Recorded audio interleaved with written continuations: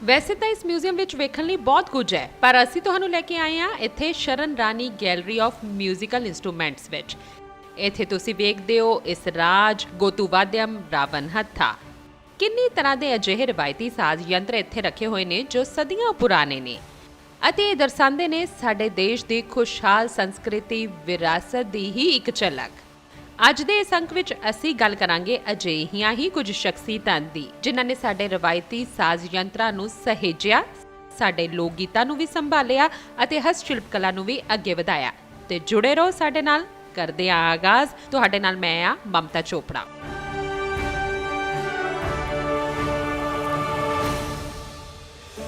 ਸਾਡੇ ਦੇਸ਼ ਦੀ ਖੁਸ਼ਹਾਲ ਸੰਸਕ੍ਰਿਤੀ ਵਿਰਾਸਤ ਦੀ ਇੱਕ ਮਿਸਾਲ ਹੈ ਇਹ ਸਾਜ਼ ਯੰਤਰ ਜੋ ਤੁਸੀਂ ਦੇਖ ਰਹੇ ਹੋ, ਜਿਸ ਦਾ ਜ਼ਿਕਰ ਵੈਦਿਕ ਕਾਲ ਤੋਂ ਕੀਤਾ ਜਾਂਦਾ ਹੈ।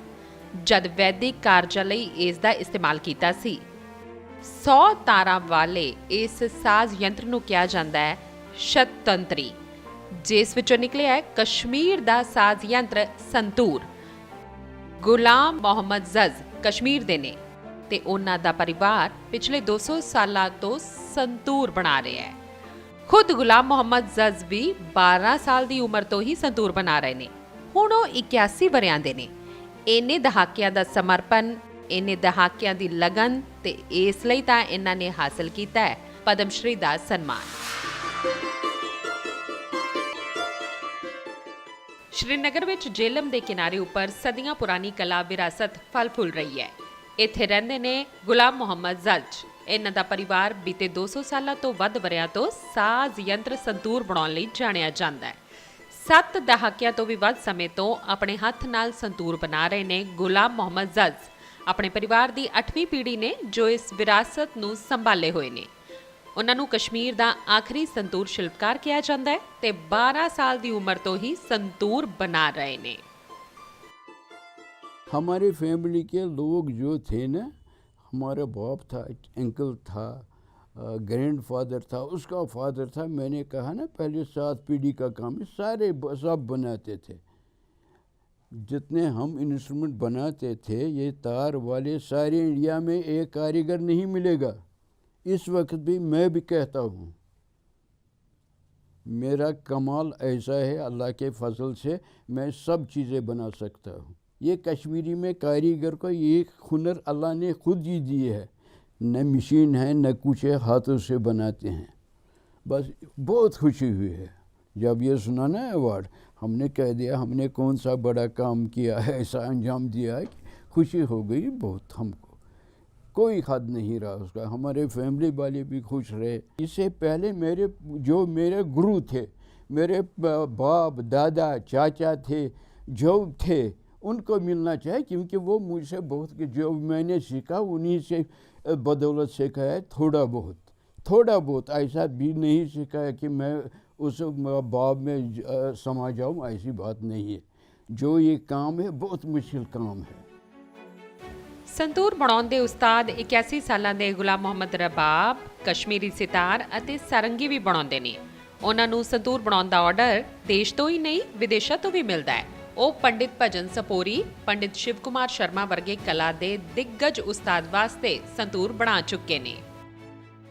मैं गुलाम मोहम्मद जज साहब को बहुत बहुत मुबारक देता हूँ, शुभकामनाएं देता हूँ पद्मा अवार्ड के लिए। इनका जो कंट्रीब्यूशन है संतूर, खास तौर पे संतूर बनाने के एरिया में, वो ओवर दी जनरेशन्स है।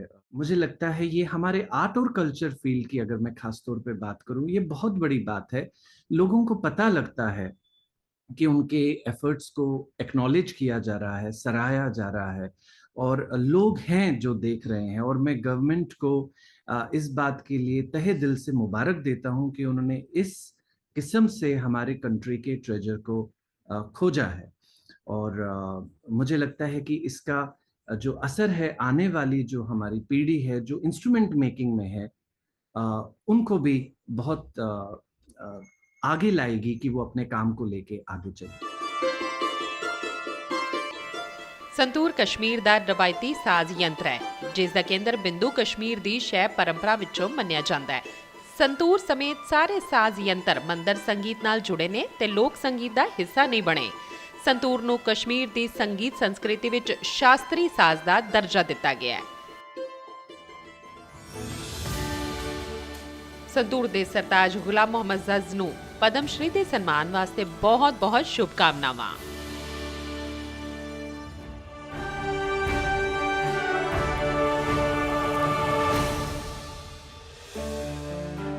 ਇਸ ਮਿਊਜ਼ੀਅਮ ਵਿੱਚ ਇਹ ਸੈਕਸ਼ਨ ਬਹੁਤ ਹੀ ਖਾਸ ਹੈ ਕਿਉਂਕਿ ਇੱਥੇ ਤਰ੍ਹਾਂ ਦੀਆਂ ਸਰੋਦ ਰੱਖੀਆਂ ਨੇ। 1850 ਈਸਵੀ ਤੋਂ ਤਦ ਦੇ ਸਰੋਦ ਰੱਖੇ ਨੇ ਵੱਖ-ਵੱਖ ਡਿਜ਼ਾਈਨਾਂ ਵਿੱਚ। ਇਹਨਾਂ ਵਿੱਚ ਇੱਕ ਅਜਿਹਾ ਵੀ ਹੈ ਫਿੰਗਰ ਬੋਟ ਸ਼ੀਸ਼ੇ ਦਾ ਹੈ ਅਤੇ ਖਾਸ ਤੌਰ ਉੱਪਰ ਇਹ ਸਰੋਦ ਖਾਸ ਹੈ ਕਿਉਂਕਿ ਸ਼ਰਨ ਰਾਣੀ ਦਾ ਪਹਿਲਾ ਸਰੋਦ ਹੈ।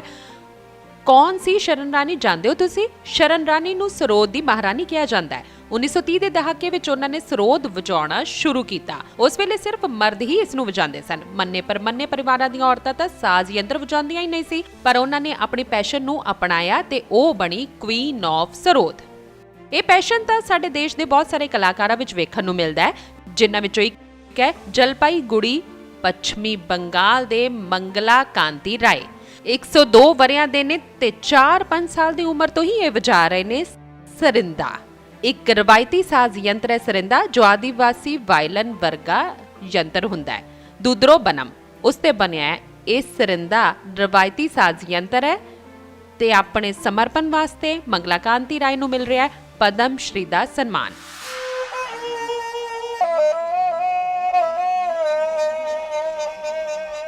ਪੱਛਮੀ ਬੰਗਾਲ ਦੇ ਸਭ ਤੋਂ ਪੁਰਾਣੇ ਲੋਕ ਸੰਗੀਤਕਾਰ 102 ਵਰਿਆਂ ਦੇ ਜਲਪਾਈ ਗੁੜੀ ਦੇ ਸਰਿੰਦਾ ਵਾਦਕ ਮੰਗਲਾ ਕਾਂਤੀ ਰਾਏ, ਜਿਨ੍ਹਾਂ ਨੇ 4-5 ਸਾਲ ਦੀ ਉਮਰ ਤੋਂ ਹੀ ਸਾਜ਼ ਥਾਮਿਆ ਤੇ ਪਿਛਲੇ 8 ਦਹਾਕਿਆਂ ਤੋਂ ਇਸੇ ਸਰਿੰਦਾ ਸਾਜ਼ ਦੇ ਸੰਰਖਣ ਤੇ ਪ੍ਰਸਾਰ ਪ੍ਰਤੀ ਯਤਨਸ਼ੀਲ ਨੇ।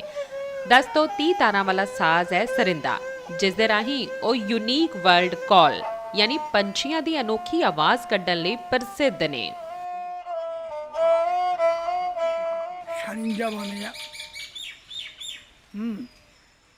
ਮੈਂ ਛੋਟੀ ਉਮਰ ਵਿੱਚ ਹੀ ਵਿਆਹ ਕਰਵਾ ਲਿਆ ਤੇ ਫਿਰ ਆਪਣੀ ਪਤਨੀ ਨੂੰ ਵੀ ਗਾਉਣਾ ਸਿਖਾਇਆ। ਫਿਰ ਅਸੀਂ ਦੋਵੇਂ ਪਿੰਡ ਜਾ ਕੇ ਘਰ ਜਾ ਕੇ ਗਾਣਾ ਗਾਉਂਦੇ ਸੀ। ਪਿੰਡ ਦੇ ਕਿਸਾਨ, ਮਜ਼ਦੂਰ ਤੇ ਅਮੀਰ ਲੋਕ ਗਾਣਾ ਸੁਣ ਕੇ ਖੁਸ਼ ਹੋ ਜਾਂਦੇ ਸਨ ਤੇ ਸਾਨੂੰ ਅਨਾਜ ਤੇ ਚੌਲ ਦਿੰਦੇ ਸਨ। ਮੈਂ ਉਸ ਚੌਲ ਨੂੰ ਵੇਚ ਕੇ ਆਪਣੇ ਬੱਚਿਆਂ ਨੂੰ ਪਾਲਿਆ ਤੇ ਇੱਕ ਘਰ ਵੀ ਬਣਾਇਆ। ਮੈਨੂੰ ਦੇਸ਼ ਦੇ ਕਈ ਰਾਜਾਂ ਜਿਵੇਂ ਅਸਾਮ, ਉੜੀਸਾ, ਕਰਨਾਟਕ, ਦਿੱਲੀ ਦੇ ਪ੍ਰਗਤੀ ਮੈਦਾਨ, ਕੋਲਕਾਤਾ, ਲਖਨਊ ਤੋਂ ਸੁਣਨ ਆਏ। ਮੈਂ ਹੋਰ ਵੀ ਕਈ ਰਾਜਾਂ ਵਿੱਚ ਗਿਆ। ਮੇਰੀ ਉਮਰ 102 ਸਾਲ ਦੀ ਹੈ, ਇਸ ਲਈ ਮੈਨੂੰ ਇਹ ਸਾਰਾ ਕੁਝ ਯਾਦ ਨਹੀਂ ਆ ਰਿਹਾ। ਮੈਨੂੰ ਰਜਕ ਪਦਕ ਨਾਲ ਸਨਮਾਨਿਤ ਕੀਤਾ ਗਿਆ। ਪੱਛਮੀ ਬੰਗਾਲ ਸਰਕਾਰ ਨੇ ਵੀ ਮੈਨੂੰ ਬੰਗਾਲ ਰਤਨ ਦਿੱਤਾ। ਮੈਨੂੰ ਜ਼ਿਆਦਾਤਰ ਲੋਕਾਂ ਤੋਂ ਸਨਮਾਨ ਮਿਲਿਆ। ਮੇਰੇ 3 ਪੁੱਤਰਾਂ ਤੇ 4 ਧੀਆਂ ਦਾ ਵਿਆਹ ਹੋ ਚੁੱਕਿਆ ਹੈ। ਮੇਰਾ ਪਰਿਵਾਰ ਦੋਤਿਆਂ, ਪੋਤਰਿਆਂ ਤੇ ਜਵਾਈਆਂ ਨਾਲ ਭਰਿਆ ਹੋਇਆ ਹੈ ਤੇ ਮੈਂ ਹੁਣ ਵੀ ਸਰਿੰਦਾ ਵਜਾਉਂਦਾ।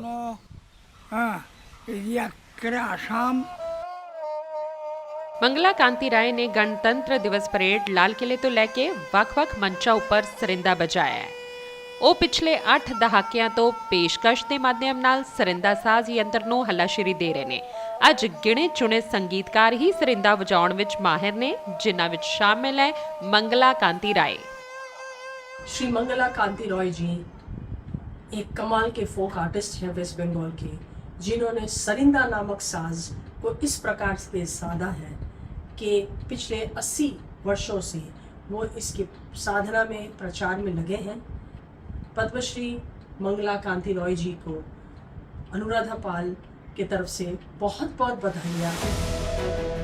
ਸਰਿੰਦਾ ਸਟੀਲ, ਲੱਕੜੀ, ਚਰਮ ਪੱਤਰ ਅਤੇ ਘੋੜੇ ਦੇ ਵਾਲਾਂ ਨਾਲ ਬਣਿਆ ਤਾਰ ਵਾਲਾ ਸਾਜ਼ ਯੰਤਰ ਹੈ, ਜੋ ਮੁੱਖ ਤੌਰ ਤੇ ਅਸਮੀਆ ਗੀਤਾਂ ਵਿੱਚ ਸੰਗਤ ਵਾਸਤੇ ਤ੍ਰਿਪੁਰਾ ਦੇ ਆਦੀਵਾਸੀ ਸਮੁਦਾਇ ਵੱਲੋਂ ਇਸਤੇਮਾਲ ਕੀਤਾ ਜਾਂਦਾ ਹੈ। ਸਰਿੰਦਾ ਦੀ ਉਤਪਤੀ ਭਾਰਤ ਦੇ ਉੱਤਰ ਪੱਛਮੀ ਅਤੇ ਪੂਰਬੀ ਹਿੱਸੇ ਵਿੱਚ ਪਾਏ ਜਾਣ ਵਾਲੇ ਦੋਦਰੋ ਬਣਨ ਦੇ ਰੂਪ ਵਿੱਚ ਜਾਣੇ ਜਾਂਦੇ ਆਦੀਵਾਸੀ ਵਾਇਲਨ ਸਾਜ਼ ਯੰਤਰ ਤੋਂ ਹੋਈ ਹੈ। ਇਸ ਤਰ੍ਹਾਂ ਇਹ ਪੱਛਮ ਬੰਗਾਲ, ਓਡੀਸ਼ਾ ਅਤੇ ਬਿਹਾਰ ਦੇ ਸੰਥਾਲੋ ਦੀ ਸੰਸਕ੍ਰਿਤੀ ਦਾ ਜ਼ਰੂਰੀ ਹਿੱਸਾ ਹੈ।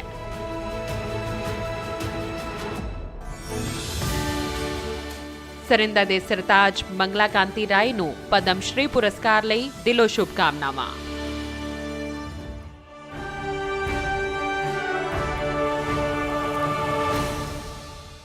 ਵੀਨਾ ਵਾਦਨੀ ਵਰਦੇ 8ਵੀਂ ਕਲਾਸ ਵਿੱਚ ਸੀ ਜਦ ਮੈਂ ਇਹ ਗੀਤ ਸਿੱਖਿਆ ਸੀ। ਤੇ ਤਦ ਹੁਣ ਤੱਕ ਇਹ ਸ਼ਬਦ ਆਪਣੇ ਆਪ ਹੀ ਮੂੰਹ ਤੋਂ ਨਿਕਲ ਜਾਂਦੇ ਨੇ ਜਦ ਵੀ ਅਸੀਂ ਸਰਸਵਤੀ ਮਾਂ ਦੀ ਮੂਰਤੀ ਨੂੰ ਦੇਖਦੇ ਹਾਂ। ਅਜਿਹੇ ਹੀ ਗੀਤ ਸਾਡੇ ਮਨ ਵਿੱਚ, ਸਾਡੇ ਦਿਲ ਵਿੱਚ ਰਚ ਵਸ ਜਾਂਦੇ ਨੇ, ਜਿਵੇਂ ਸਾਡੇ ਲੋਕ ਗੀਤ। ਤੇ ਮਿਜ਼ੋਰਮ ਦੀ ਕੇਸੀ ਰਨਰੇਮ ਸੰਗੀ ਵੀ ਤਾਂ ਆਪਣੇ ਮੀਜ਼ੋ ਲੋਕ ਗੀਤਾਂ ਅਤੇ ਆਪਣੇ ਮੀਜ਼ੋ ਲੋਕ ਨਾਚ ਨੂੰ ਲੈ ਕੇ ਇੰਨੀ ਸੰਜੀਦਾ ਹੈ ਤੇ ਉਹ ਇਸ ਦਾ ਦੇਸ਼ ਭਰ ਵਿੱਚ ਪ੍ਰਚਾਰ ਕਰ ਰਹੀ ਹੈ। ਖੁਦ ਤਾਂ ਇਹਨਾਂ ਦਾ ਪ੍ਰਦਰਸ਼ਨ ਕਰ ਹੀ ਰਹੀ ਹੈ, ਕਿੰਨੇ ਹੀ ਨੌਜਵਾਨਾਂ ਨੂੰ ਆਪਣੇ ਵੱਲ ਖਿੱਚ ਰਹੀ ਹੈ ਤੇ ਉਹਨਾਂ ਨੂੰ ਸਿਖਲਾਈ ਵੀ ਦੇ ਰਹੀ ਹੈ। ਸਾਡੇ ਲੋਕ ਗੀਤ ਹੀ ਤਾਂ ਸਾਡੀ ਸੰਸਕ੍ਰਿਤੀ ਨੂੰ ਖੁਸ਼ਹਾਲ ਬਣਾਉਂਦੇ ਨੇ। ਇਸੇ ਵਾਸਤੇ ਕੇਸੀ ਰਨਰੇਮ ਸੰਗੀ ਨੂੰ ਮਿਲਿਆ ਪਦਮ ਸ਼੍ਰੀ ਦਾ ਸਨਮਾਨ।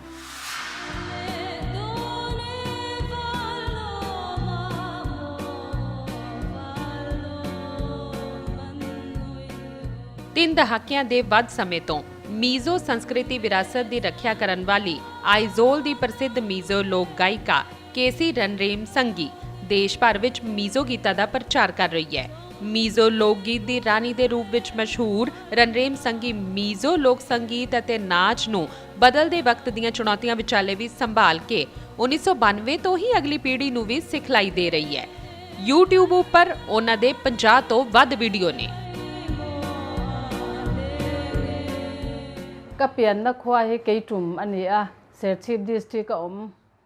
ਬਚਪਨ 'ਚ ਮੈਨੂੰ ਕਦੀ ਵੀ ਨਹੀਂ ਲੱਗਿਆ ਕਿ ਮੈਨੂੰ ਗਾਣ ਦਾ ਜਾਂ ਨੱਚਣ ਦਾ ਸ਼ੌਂਕ ਸੀ।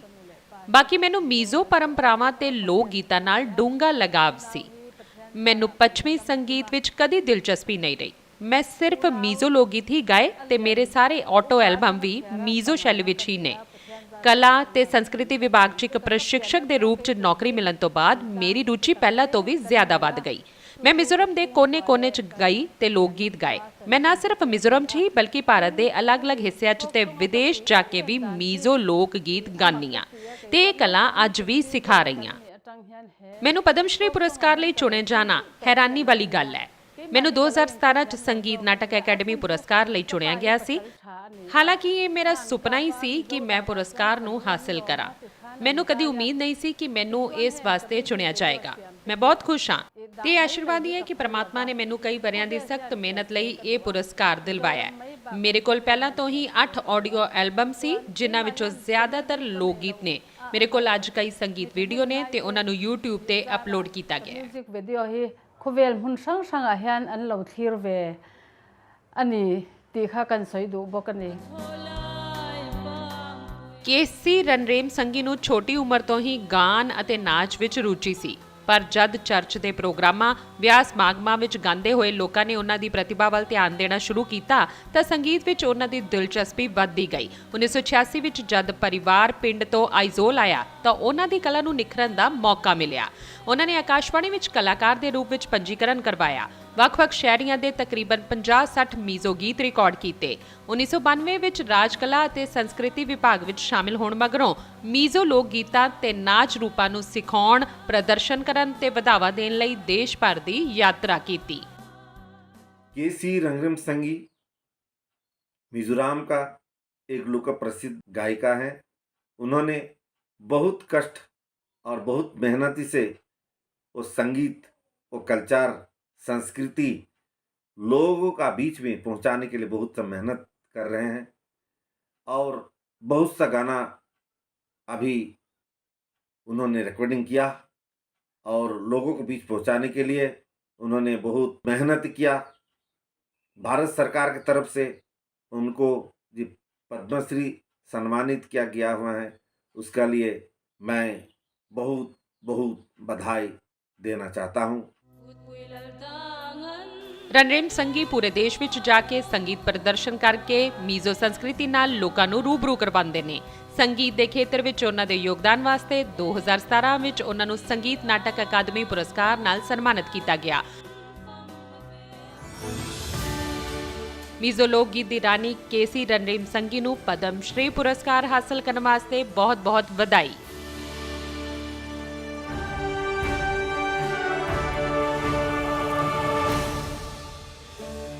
Tribal lifestyle north East India, ਇਹ ਹੈ ਇਸ ਗੈਲਰੀ ਦਾ ਨਾਮ। ਇੱਥੇ ਤੁਹਾਨੂੰ ਸਾਡੇ ਦੇਸ਼ ਦੇ ਪੂਰਬ ਉੱਤਰ ਦਾ ਪਹਿਰਾਵਾ, ਉਹਨਾਂ ਦੇ ਰਹਿਣ ਸਹਿਣ, ਬਰਤਨ, ਉਹਨਾਂ ਦੇ ਗਹਿਣੇ ਅਤੇ ਇੱਥੋਂ ਤੱਕ ਕਿ ਅਜਿਹੇ ਮੁਖੌਟੇ ਵੀ ਦੇਖਣ ਨੂੰ ਮਿਲਣਗੇ ਜੋ ਦਰਅਸਲ ਪੂਰਬ ਉੱਤਰ ਦੇ ਆਦੀਵਾਸੀ ਸੰਸਕ੍ਰਿਤੀ ਦਾ ਹਿੱਸਾ ਨੇ। ਜੇ ਅਸੀਂ ਵੇਖੀਏ ਤਾਂ ਇਹ ਮੁੱਖ ਜਾਂ ਮੁਖੌਟੇ ਅਸਮ ਤੋਂ ਜੇ ਇਸ ਦੀ ਸ਼ੁਰੂਆਤ ਕਰੀਏ ਤਾਂ ਇਸ ਦੀ ਸ਼ੁਰੂਆਤ 15ਵੀਂ ਸਦੀ ਵਿੱਚ ਹੀ ਹੋ ਗਈ ਸੀ ਔਰ ਜਿੰਨੇ ਸਤਰੇ ਸੀ ਅਸਮ ਦੇ ਉੱਥੇ ਇਹਨਾਂ ਨੂੰ ਬਣਾਉਣ ਦਾ ਕੰਮ ਕੀਤਾ ਜਾਂਦਾ ਸੀ, ਪਰ ਵਕਤ ਦੇ ਨਾਲ-ਨਾਲ ਇਹ ਅਲੋਪ ਹੁੰਦੇ ਚਲੇ ਗਏ। ਹੁਣ ਸਮੱਗਰੀ ਸਤਰਾ ਹੈ ਮੌਜੂਦੀ ਦਾ ਇੱਥੇ ਇਸ ਪਰੰਪਰਾ ਨੂੰ ਹੁਣ ਵੀ ਅੱਗੇ ਵਧਾਇਆ ਜਾ ਰਿਹਾ ਹੈ ਅਤੇ ਹੇਮਚੰਦਰ ਗੋਸਵਾਮੀ ਬਚਪਨ ਤੋਂ ਹੀ ਆਪਣੇ ਪਿਤਾ ਤੋਂ ਸਿੱਖਣ ਮਗਰੋਂ ਇਸ ਮੁਖੌਟੇ ਬਣਾਉਣ ਦੀ ਪਰੰਪਰਾ ਨੂੰ ਅੱਗੇ ਵਧਾ ਰਹੇ ਨੇ। ਅਸਲ ਵਿੱਚ ਇਹ ਜੋ ਵੈਸ਼ਨਵੀ ਨਾਟਕ ਹੁੰਦੇ ਨੇ ਭਾਵਨਾ, ਉਸ ਵਿੱਚ ਮੁਖੌਟਿਆਂ ਦਾ ਇਸਤੇਮਾਲ ਕੀਤਾ ਜਾਂਦਾ ਹੈ। ਇਸ ਲਈ ਇਹ ਸੰਸਕ੍ਰਿਤੀ ਦਾ ਬਹੁਤ ਮਹੱਤਵਪੂਰਨ ਹਿੱਸਾ ਹੈ ਜਿਸ ਨੂੰ ਸੰਭਾਲ ਰਹੇ ਨੇ ਹੇਮਚੰਦਰ ਗੋਸਵਾਮੀ ਅਤੇ ਇਸ ਲਈ ਉਹਨਾਂ ਨੂੰ ਦਿੱਤਾ ਗਿਆ ਹੈ ਪਦਮ ਸ਼੍ਰੀ ਦਾ ਸਨਮਾਨ।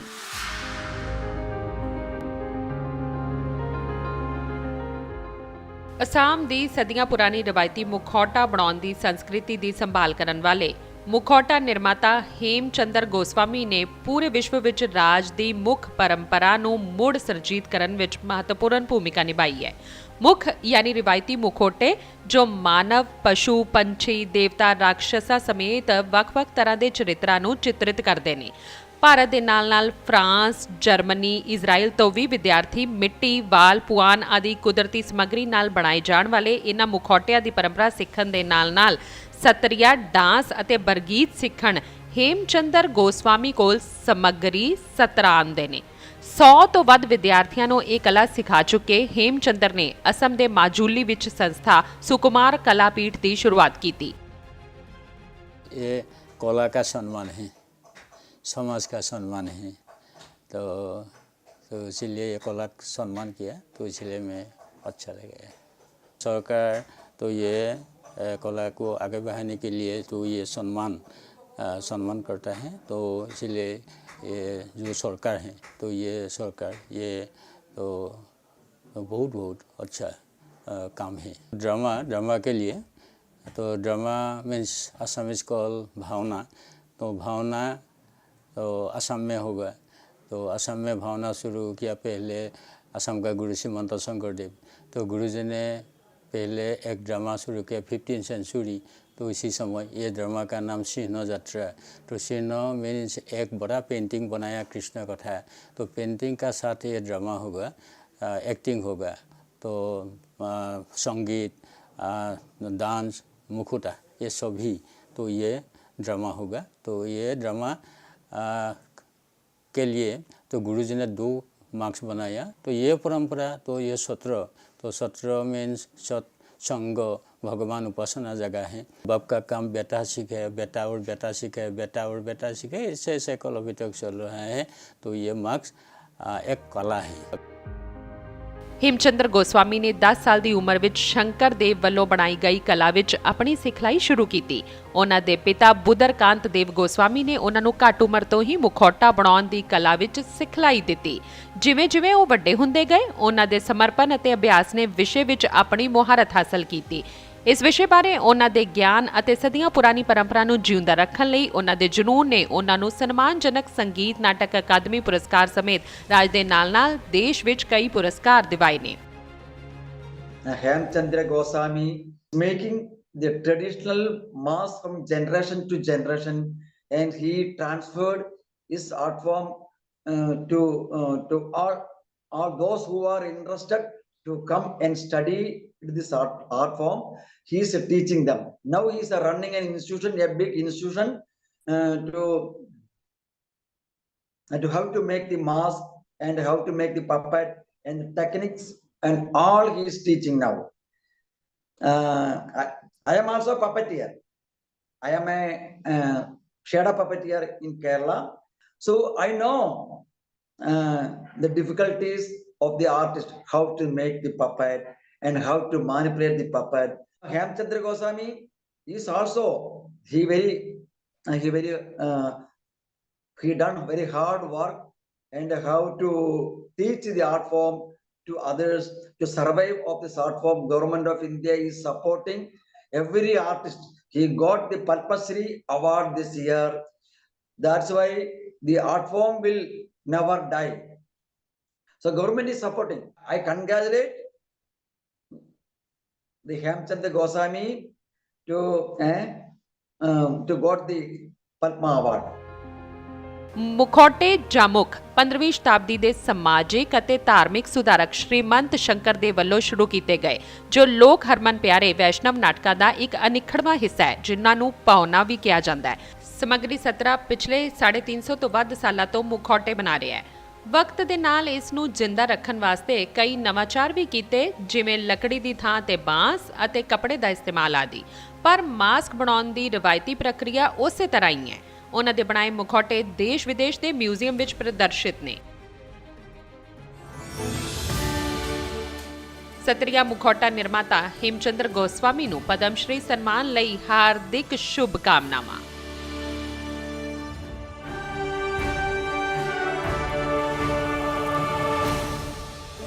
ਇਤਿਹਾਸ ਤੋਂ ਹੀ ਨਿਕਲੀ ਇਹ ਇੱਕ ਹੋਰ ਕਲਾ ਬਿਦਰੀ ਸ਼ਿਲਪ ਜੋ ਤੁਸੀਂ ਮੇਰੇ ਪਿੱਛੇ ਦੇਖ ਸਕਦੇ ਹੋ। ਕਰਨਾਟਕ ਦੇ ਬਿਦਰ ਵਿੱਚ ਇਹ ਕਲਾ 14ਵੀਂ 15ਵੀਂ ਸਦੀ ਵਿੱਚ ਵਿਕਸਿਤ ਹੋਈ ਤੇ ਅੱਜ ਵੀ ਇੰਨੇ 100 ਸਾਲਾਂ ਮਗਰੋਂ ਦੀ ਸ਼ਾਹ ਰਾਸ਼ਿਦ ਅਹਿਮਦ ਕਾਦਰੀ ਵਰਗੇ ਕਲਾਕਾਰਾਂ ਦੇ ਕਾਰਨ ਜ਼ਿੰਦਾ ਹੈ। ਆਸਾਨ ਨਹੀਂ ਹੈ ਇਹ ਕਲਾ। ਮਿਸ਼ਰਿਤ ਧਾਤੂ ਤੇ ਕੀਤਾ ਜਾਂਦਾ ਹੈ ਤੇ ਬਾਅਦ ਵਿੱਚ ਧਾਤੂ ਉੱਪਰ ਚਾਂਦੀ ਦੀਆਂ ਤਾਰਾਂ ਨਾਲ ਅਲੰਕ੍ਰਿਤ ਕੀਤਾ ਜਾਂਦਾ ਹੈ। ਇਸ ਕਲਾ ਨੂੰ ਪਿਛਲੇ 50 ਵਰ੍ਹਿਆਂ ਤੋਂ ਸ਼ਾਹ ਰਸ਼ੀਦ ਅਹਿਮਦ ਕਾਦਰੀ ਅੱਗੇ ਵਧਾ ਰਹੇ ਨੇ ਅਤੇ ਉਹਨਾਂ ਦੀ ਕਲਾਕਾਰੀ ਪ੍ਰਤੀ ਸਨਮਾਨ ਹੀ ਹੈ ਪਦਮ ਸ਼੍ਰੀ ਪੁਰਸਕਾਰ। ਕਰਨਾਟਕ ਦੇ ਬੀਦਰ ਵਿੱਚ ਪਲਦੀ ਧਾਤੂ ਦੇ ਬਰਤਨ ਉੱਪਰ ਇੱਕ ਖਾਸ ਤਰ੍ਹਾਂ ਦੀ ਅਨੋਖੀ ਸ਼ਿਲਪ ਕਲਾ, ਜਿਸ ਨੂੰ ਪਿਛਲੇ 50 ਤੋਂ ਵੱਧ ਸਾਲਾਂ ਤੋਂ ਅੱਗੇ ਵਧਾ ਰਹੇ ਨੇ ਬਿਦਰੀ ਸ਼ਿਲਪ ਕਲਾਕਾਰ ਸ਼ਾਹ ਰਸ਼ੀਦ ਅਹਿਮਦ ਕਾਦਰੀ। ਉਹਨਾਂ ਦੀ ਕਲਾ ਦੇ ਨਮੂਨੇ ਦੇਖਦੇ ਹੀ ਹਰ ਕੋਈ ਕਹਿ ਉੱਠਦਾ ਹੈ, ਵਾਹ ਕਿਆ ਖੂਬਸੂਰਤ ਕਲਾਕ੍ਰਿਤੀ ਹੈ। 700 ਸਾਲ ਪੁਰਾਣੀ ਇਸ ਕਲਾ ਨੂੰ ਉਹਨਾਂ ਨੇ ਆਪਣੇ ਪਰਿਵਾਰ ਦੀ ਅਗਵਾਈ ਵਿੱਚ ਜਾਣਿਆ ਤੇ ਸਮਝਿਆ।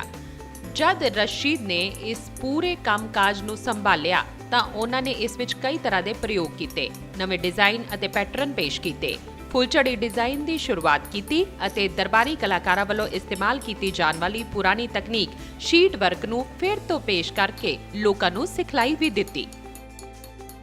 ये बिजली वर्क हमारा फैमिली ट्रेडिशनल वर्क है जो मैं अपने पिताजी से सीखा। मैं ये बिजली वर्क के लिए मैं कई सारे अवार्ड लिया और उसमें से अहम अवार्ड शिल्प गुरु अवार्ड है जो 2015 में लिया था और एक नेशनल अवार्ड है जो 1988 में लिया था। इससे पहले कर्नाटका स्टेट अवार्ड, कर्नाटका स्वर्ण स्टेट अवार्ड और भी दूसरे अवार्ड, बहुत सारे अवार्ड है। और ये काम के लिए मैं बहुत मेहनत करा। मैं वो मेहनत का नतीजा है कि मुझे अल्लाह ताला ने ये पद्मश्री अवार्ड दिलाया। ये अवार्ड मेरे लिए सरप्राइज़ अवार्ड है ये, और ये अवार्ड मेरे लिए नहीं है बल्कि पूरी बीदर की जनता के लिए है और बिजली क्राफ्ट के लिए है। बीदर में ये जो अवार्ड मिला ये एक खुशी का माहौल था, ईद के जैसा, फेस्टिवल के जैसा माहौल था बीदर में। मैं बिजली कारीगरों को एक मैसेज देना चाहता हूँ कि ये लोग कड़ी से कड़ी मेहनत करना चाहिए। जो भी आदमी जो भी फील्ड में काम करता है वो फील्ड में ऐसा उतर जाना कि अपने आप को वही बना देना। ਬਿਦਰੀ ਕਲਾ ਵਿੱਚ ਜ਼ਿੰਕ ਅਤੇ ਤਾਂਬੇ ਦੀ ਮਿਲੀ ਜੁਲੀ ਧਾਤੂ ਨੂੰ ਢਾਲਣਾ, ਪਾਲਿਸ਼ ਕਰਨਾ, ਚਮਕਾਉਣਾ, ਜੜਨਾ ਅਤੇ ਕਾਲਾ ਕਰਨਾ ਸ਼ਾਮਿਲ ਹੈ। ਧਾਤੂਆਂ ਉੱਪਰ ਸੁੰਦਰ ਡਿਜ਼ਾਈਨ ਉਕੇਰੇ ਜਾਂਦੇ ਨੇ ਤੇ ਉਸ ਦੇ ਬਾਅਦ ਜਸਤਾ ਆਧਾਰਿਤ ਧਾਤੂ ਉੱਪਰ ਪਤਲੇ ਚਾਂਦੀ ਦੀਆਂ ਤਾਰਾਂ ਨੂੰ ਹੱਥ ਨਾਲ ਉਕੇਰਿਆ ਜਾਂਦਾ ਹੈ। ਕਾਦਰੀ ਨੇ ਕਈ ਦੇਸ਼ਾਂ ਵਿੱਚ ਆਪਣੇ ਕਾਰਜਾਂ ਦਾ ਪ੍ਰਦਰਸ਼ਨ ਕੀਤਾ। ਗਣਤੰਤਰ ਦਿਵਸ ਉੱਪਰ ਵੀ ਨਵੀਂ ਦਿੱਲੀ ਦੇ ਰਾਜਪਥ ਉੱਪਰ ਕਰਨਾਟਕ ਦੀ ਝਾਕੀ ਵਿੱਚ ਆਪਣੀਆਂ ਕਲਾਕ੍ਰਿਤੀਆਂ ਦਾ ਸੰਜੀਵ ਪ੍ਰਦਰਸ਼ਨ ਕਰ ਚੁੱਕੇ ਨੇ ਸ਼ਾਹ ਰਸ਼ੀਦ ਅਹਿਮਦ ਕਾਦਰੀ। हमारे रशीद कादरी साहब भी बचपन से मेहनत करते आए हैं और उनको पद्मश्री अवार्ड मिला, हमको बहुत बड़ी खुशी है। और इसमें हमको बड़ा गर्व होता है कि मालूम है हमारे क्राफ्ट में इतना ऊपर लेकर गए गवर्नमेंट ने हमको। इससे बड़ा और खुशी क्या चाहिए हमारे को। और हम चाहते हैं कि मालूम है और भी हम इस क्राफ्ट में आगे बढ़ें और भी एक दूसरों को ऐसे ही अवार्ड मिलते रहें। ਦੱਖਣ ਖੇਤਰ ਵਿੱਚ 14ਵੀਂ ਸ਼ਤਾਬਦੀ 'ਚ ਬਾਹਮਣੀ ਸਲਤਨਤ ਸ਼ਾਸਨ ਦੌਰਾਨ ਇਸ ਕਲਾ ਦਾ ਵਿਕਾਸ ਹੋਇਆ। ਬੀਦਰ ਤੋਂ ਨਿਕਲੀ ਇਸ ਕਲਾ ਨੂੰ ਨਾਮ ਮਿਲਿਆ ਬਿਦਰੀ ਸ਼ਿਲਪ ਕਲਾ, ਜਿਸ ਦੀ ਖਾਸੀਅਤ ਵਕਤ ਦੇ ਨਾਲ ਬਣੀ ਰਹੀ। ਇਸ ਵਿੱਚ ਰਸ਼ੀਦ ਅਹਿਮਦ ਕਾਦਰੀ ਨੇ ਮਹੱਤਵਪੂਰਨ ਭੂਮਿਕਾ ਨਿਭਾਈ। 80 ਤੋਂ ਵੱਧ ਕਲਾਕਾਰਾਂ ਨੂੰ ਇਸ ਵਿੱਚ ਸਿਖਲਾਈ ਵੀ ਦਿੱਤੀ ਅਤੇ ਅੰਤਰਰਾਸ਼ਟਰੀ ਪੁਰਸਕਾਰਾਂ ਦੇ ਨਾਲ-ਨਾਲ ਕੌਮੀ ਪੁਰਸਕਾਰ ਸ਼ਿਲਪ ਗੁਰੂ ਪੁਰਸਕਾਰ ਵੀ ਹਾਸਲ ਕੀਤੇ। ਬਿਦਰੀ ਸ਼ਿਲਪ ਕਲਾਕਾਰ ਸ਼ਾਹ ਰਸ਼ੀਦ ਅਹਿਮਦ ਕਾਦਰੀ ਨੂੰ ਪਦਮ ਸ਼੍ਰੀ ਪੁਰਸਕਾਰ ਵਾਸਤੇ ਬਹੁਤ-ਬਹੁਤ ਸ਼ੁਭਕਾਮਨਾਵਾਂ।